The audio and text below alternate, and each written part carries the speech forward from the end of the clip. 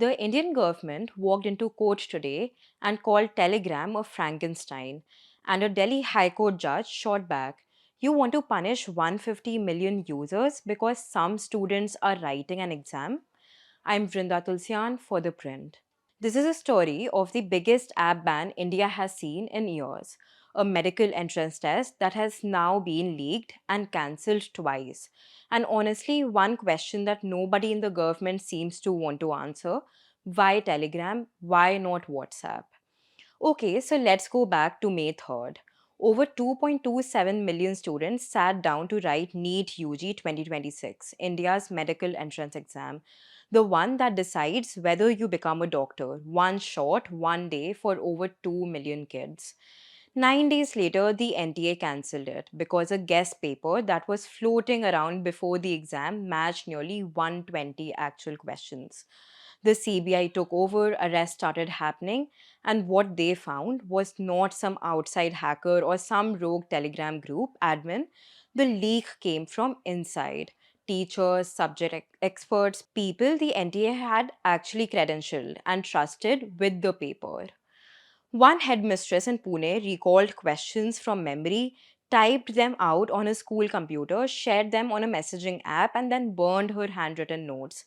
The paper was being sold for up to 12 lakh rupees per candidate. So the re-examination gets scheduled for June 21st, and almost immediately channels start popping up on Telegram openly with names like Paper Leaked Neat and Re-Neat 2026 and Private Mafia, selling what they claimed was a fresh paper, charging anywhere from a few thousand to several lakhs. That is when the government decided it is enough. On June 15th, MeitY invoked Section 69A of the IT Act and banned Telegram in India until June 22nd. Gone from the Play Store, gone from the App Store, existing installs just stopped working. But there was a second order too, and this one is interesting. Telegram was told to switch off its message editing feature for every Indian user until June 30th. And the reason for that comes down to a scam called backdating. Here is how it works: someone gets a question paper on June 21st, the day of the exam. They post it on Telegram on June 22nd. Then they go back and edit the timestamp to say it was posted on June 15th. Suddenly, they have what looks like proof of a leak, and they sell that to desperate students and their families for lakhs of rupees.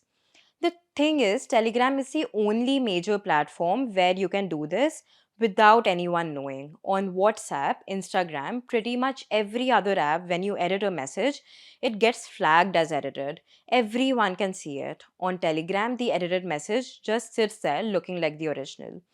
The government says Telegram told them it was in the process of adding that label. Not great timing. So Telegram went to court, and the hearing before Justice Tejas Karya this Wednesday was quite something. The government brought in Solicitor General Tushar Mehta, additional SG Chetan Sharma, and Attorney General R. Venkatramani. Telegram had senior advocate Dhruv Mehta. The AG did not mince words. This platform, he said, because of its architecture, is a Frankenstein.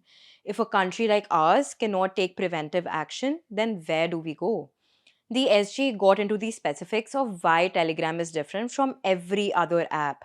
One Telegram account can create 40 bots. WhatsApp allows only one per user. So you block a channel, the operator just creates another one. Same members, different names within minutes. And when someone deletes a Telegram account, everything goes with it. Messages, media, gone. Investigators have nothing to work with. He also told the court that MHA had flagged Telegram as the most preferred platform for terrorist activities, and that multiple other countries have taken action against it for exactly these kind of compliance failures. Telegram's lawyers had some sharp responses though. He argued the blocking order basically just copies out the language of the law without actually engaging with the facts. And he had this line that kind of stuck. In the interest of sovereignty and integrity of India, a medical exam entrance threatens the sovereignty and integrity of India. What is the application of mind here? The judge was asking tough questions too. How do you justify stopping the rights of 150 million people because one set of student is writing an exam. The court also brought up the Anuradha Bhasin case, which is the Supreme Court's big ruling on internet shutdowns, basically asking whether this clears that proportionality bar.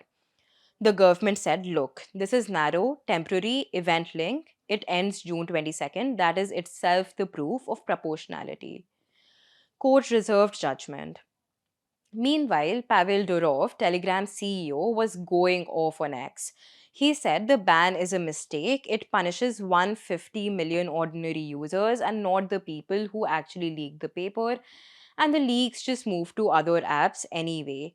He said Telegram had been taking down hundreds of channels sharing leaked material for weeks and was fully cooperating with Indian authorities. But then he made a much bigger claim. He accused Reliance of using something called BGP hijacking to disrupt Telegram's connectivity, and not just inside India, but for users in the UAE and elsewhere too. He said it seemed deliberate, and then he went further and suggested this might be a part of a competitive war because of Reliance's ties to Meta, which owns WhatsApp. Reliance Jio denied the whole thing. Internet analysts who actually looked at the routing data said it was almost certainly a misconfiguration, the kind of thing that happens when a telecom tries to enforce a domestic block and it accidentally leaks out globally. They also pointed out that the network Durov cited belongs to Reliance Communications, which went insolvent in 2019, not Reliance Jio. He had likely mixed up the two companies. Thanks for listening. You're watching The Print.